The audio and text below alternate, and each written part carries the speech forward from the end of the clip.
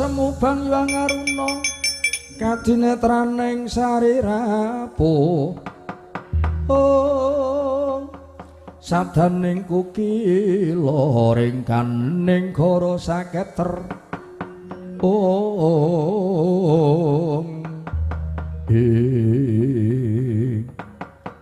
iki tak samang kok ana manuk ning kok mbrodol wulune ora iso thukul sapa kowe menawi paduka ndangu kaliyan kula nami kula pun Garuda Sempati kowe Garuda Sempati inggih paduka sinten aku Semar Badranaya iki kabeh momonganku Ndara Senggana sing mburi anak-anakku Nala Garing Petruk Bagong kok sami dipun tuntun Kiai manjing ana sajroning guwa windu ketemu karo wanita jenenge Sayem Praba diwene panganan bareng dipangan kok dadi wuta aduh yen ngaten panjenengan mboten priksa Sayem Praba menika garwa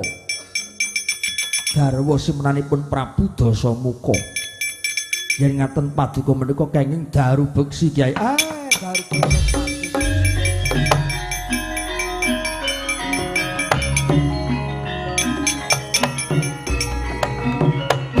yen ngono kae selire Dasa yektosipun Dede Prabu Dasa ingkang les menika Prabu Dasamuka Ratu Ngalengkadiraja lah raksasa saya padhang merga wis meh jam 4 dadi saya padhang kukuluru engko sik aja kloro ya meneh kloro berarti ana wong meteng aja kloro aja krungu adan ya truk Allahu Akbar adan dhewe kowe aku njaluk tulung Garuda Sempati yen kowe bisa tulungi momonganku Ndara Senggana lan anak-anakku sagah kula sagah mitulungi Kiai kula aturi majeng tata-tata mangke badhe kula usadani mawi liur iler kok liur kok basa nasionalku jenenge iler inggih mangke badhe kula tetesi setunggal bungkus tunggal sak sampeyan kula tetesi mangke badhe uninga lah mengko nek ditetesi terus kepengin piye ditetesi dadi kepengin mongko ora ana sapa-sapa terus kepengin ora mung kira bayu metu kabeh sampun mboten perlu kedangun ya manut aku yang manut Ndara Senggana anak-anakku kabeh padha nyuwun marang panguwasane Bathara Garuda Sempati sing bakal nulungi kowe dole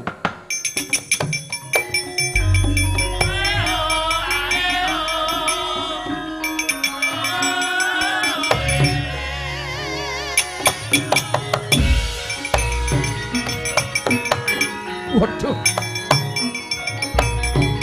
wah padang meneh padang ora mati lampu terus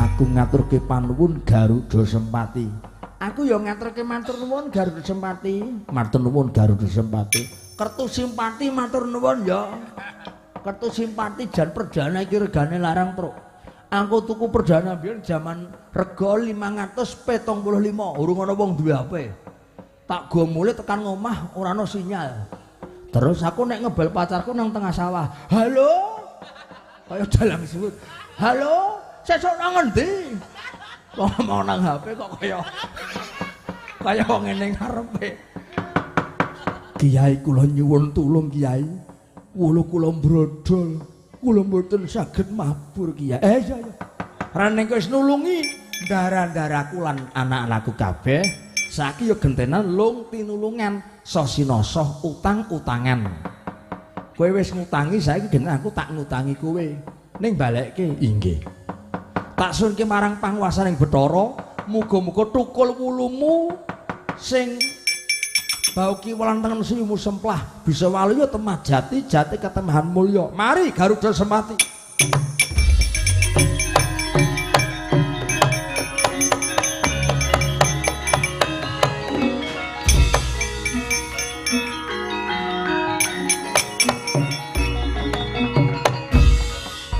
mangertos yektosipun Dewi Sinta menika dipun cidra Prabu Dasamuka Ratu Ngalengkadiraja semun cetha Gus Ndara Senggana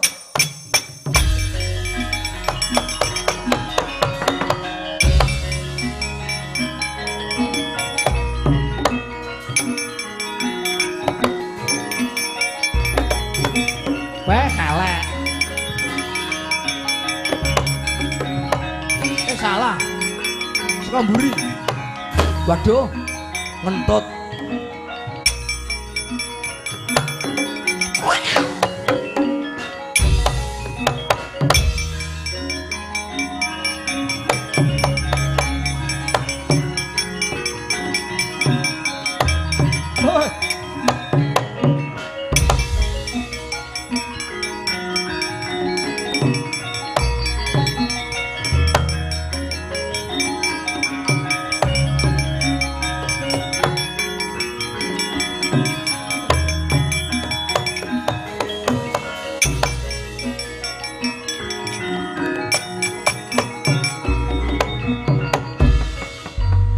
Tete kalono kalayatan takut maringkut ringkut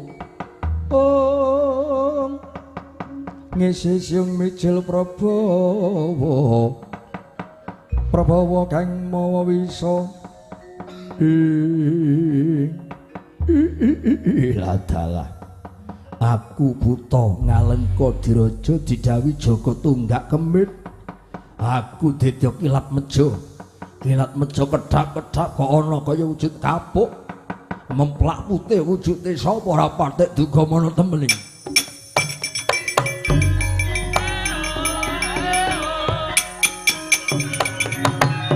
Panik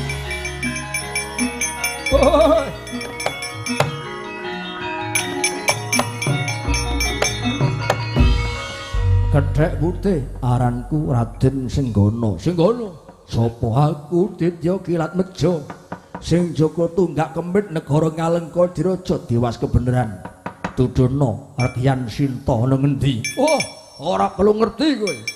Mergo kuwi calon winengku dening Prabu Dasamuka ora keduga nuduhke tampan ana. Bos!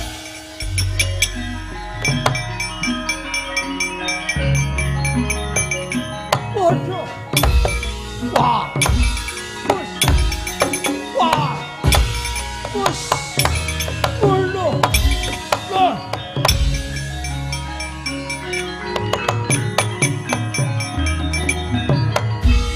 Sinandak Ditya Kilat Meja denuntir jangganipun tugel tur sirna Margalayu.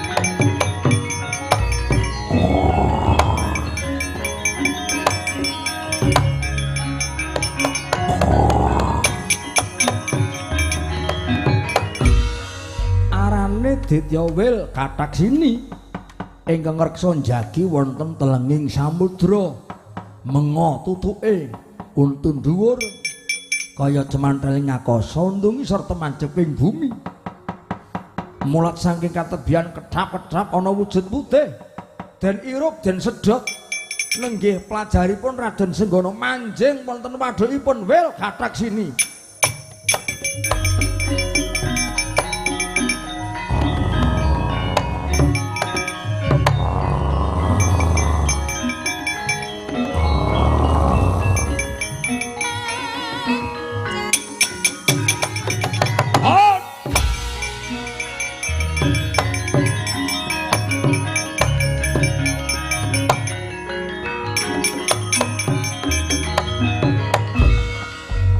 Ngendi meneh Anoman kok peteng meneh kok mati lampu. Aduh Gus niki teng pundi? Niki teng pundi Gus? Duh ambune kok batang.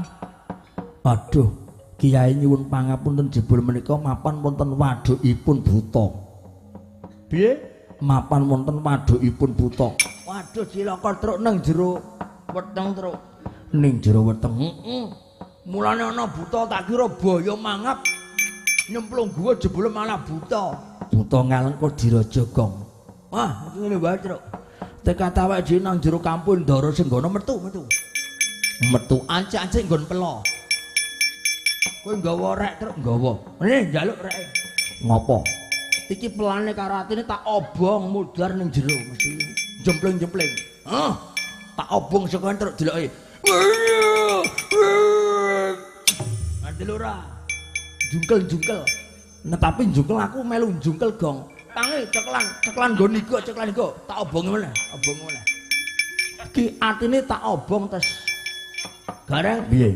Nggawa gapet ora? Nggawa gong. Njaluk gapete. Nyah. Nggo ngopo? Tak kethok ususe modar. Modar. Glempang meneh butane. Wah, tapi aku melu ngembruki kowe gong. Cekelan nggo niga melu rambruk meneh. Cekelan niga. Wis usus tak pedhot. Atine karo pelane tak obong. Terus guntinge iki guntinge iki. Kapake. Siliter tak tunjuk nganggo gunting. Yakin modar. Wis wong ampe yo ngopo pengapesane kaya sengkuni. Ditonyokke nggon silit mesti jempleng-jempleng. Tancepke silit modar.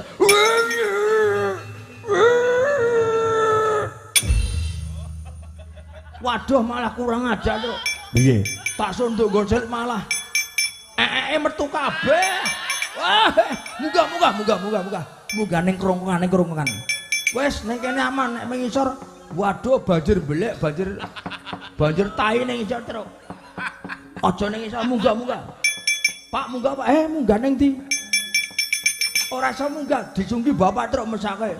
Pripun Gus ndara senggone iki malah kula karo sampean teng jero waduk Ibu tok wis menengo.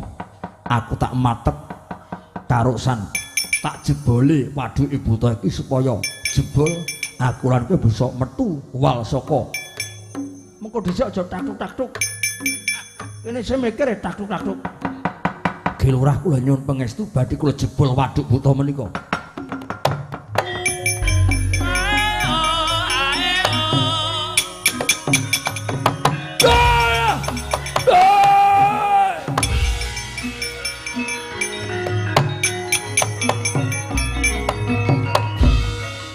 Beres ketoke Truk. Iki rada padang lho, mau rada peteng.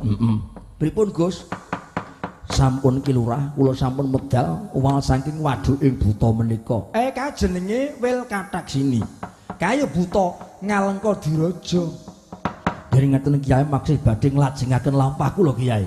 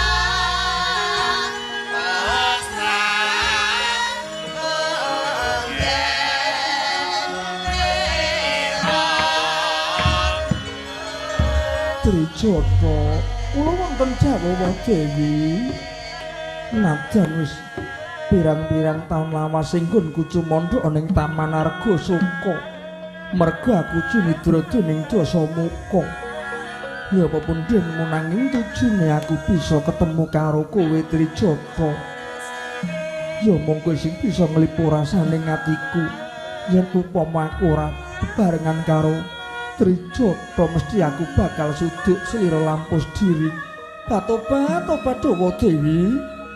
kula mboten maipun dhateng sungkawaning penggalih paduka. Namung panyuwun kula penandhang menika wajibipun inggih namung dipun lampahi. Menawi sampun pundhak tertamtu Gusti mangke badhe maringaken kanugrahan dumugi wahyaning mangsa kala Pramilawa Dewi kula atur lenggeng Sekecawa Dewi.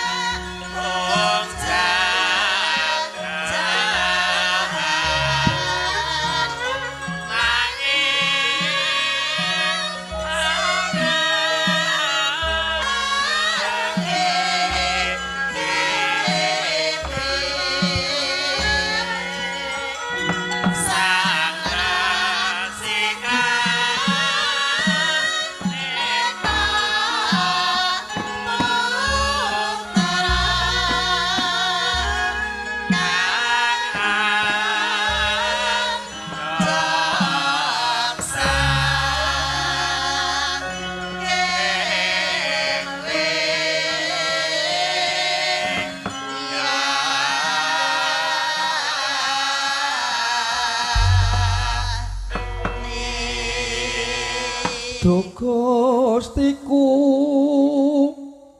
Rama Wijayaji ingkang lagya pisah lawan garwa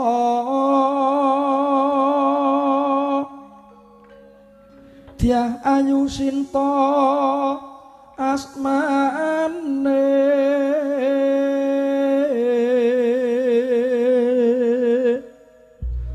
satama gandrung kapiluyu ingkang gembranti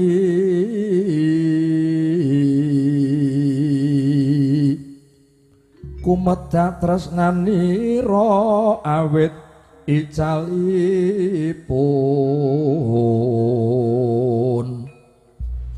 wau to diarek yan sinta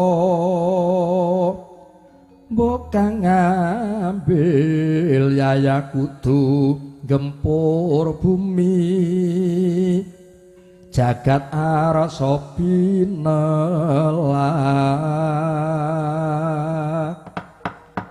Trijatha kula wonten dawuh Dewi kok ana swaraning priya sing ngidung mapan ana panging Nagasari mbok coba Trijatha metu njaba golek ana swara sing ngidung kae sapa kok apik temen yen nitik swarane arum menggah kaya ngapa piyayine mesti bagus banget mula kang saka iku Trijatha coba metu njaba kinten kula kok mboten wonten Dewi ingkang wonten menika namung garangan seta mboten wonten menungsa ingkang wonten namung garangan seta wis coba rada jubri rasane ngatiku metu saka jroning taman Argasaka golek ana swara sing ngidung kae sapa dawuh ana mrene kok ngepok nyerempet nyenggol karo rasaku Trijatha matur sedika nyuwun pamit Dewi